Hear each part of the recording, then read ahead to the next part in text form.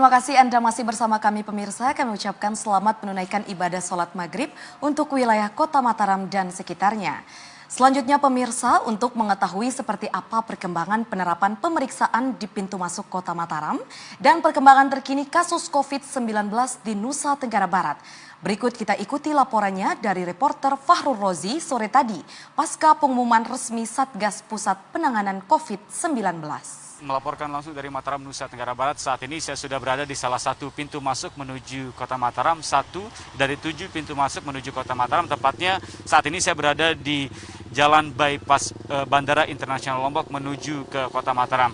Dapat saya informasikan bahwa pintu masuk ini bisa dilewati dari 2 kabupaten yang terdekat dari Kota Mataram, yaitu Kabupaten Lombok Barat dan Kabupaten Lombok Tengah. Di sini pihak petugas gabungan dari Satpol PP, kemudian Dinas Kesehatan, kemudian BPBD Provinsi dan pihak dari TNI Polri juga telah menyiagakan alat-alat pemeriksaan, yaitu berupa penyemprotan disinfektan untuk kendaraan, baik itu kendaraan roda 4 maupun kendaraan roda 2, dan mengukur suhu tubuh dari para pengguna jalan yang hendak masuk menuju ke Kota Mataram.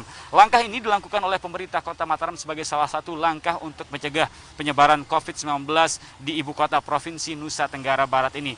Mengingat apabila kita merujuk pada data yang baru saja dirilis oleh data Posko Satuan Tugas di pusat, bahwa saat ini sudah ada 4 orang pasien positif terpapar COVID-19 di ibu kota Provinsi Nusa Tenggara Barat ini. Sehingga pemerintah Kota Mataram merasa perlu untuk memperketat pemeriksaan di jalur-jalur pintu masuk menuju ke Kota Mataram.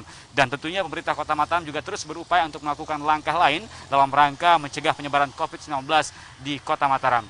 Meski mendapatkan apresiasi dari sejumlah pihak, namun kegiatan pemeriksaan di pintu masuk menuju ke Kota Mataram ini sendiri mendapatkan kritik maupun saran dari sejumlah pihak, baik itu dari masyarakat maupun lembaga pemerintah lainnya. Mengingat apabila kita melihat kondisi di belakang saya seperti saat sekarang ini, terjadi penumpukan kendaraan, baik itu kendaraan roda 2 maupun kendaraan roda 4, sehingga tentu saja ini bertolak belakang dengan anjuran pemerintah untuk senantiasa menjaga jarak atau social distancing. Sedangkan di sini terjadi penumpukan kendaraan khususnya roda 2 saat akan menunggu proses pemeriksaan dilakukan oleh para petugas. Selain itu juga kegiatan ini dirasa tidak efektif apabila kita melihat kondisi cuaca yang terus berubah, seperti pada siang hari panas terik terjadi, kemudian juga ketika terjadi hujan seperti yang terjadi beberapa waktu lalu di Kota Mataram. Tentu langkah ini perlu untuk terus didukung oleh masyarakat dengan senantiasa memberikan kritik, tidak hanya memberikan kritik dan saran kepada pemerintah,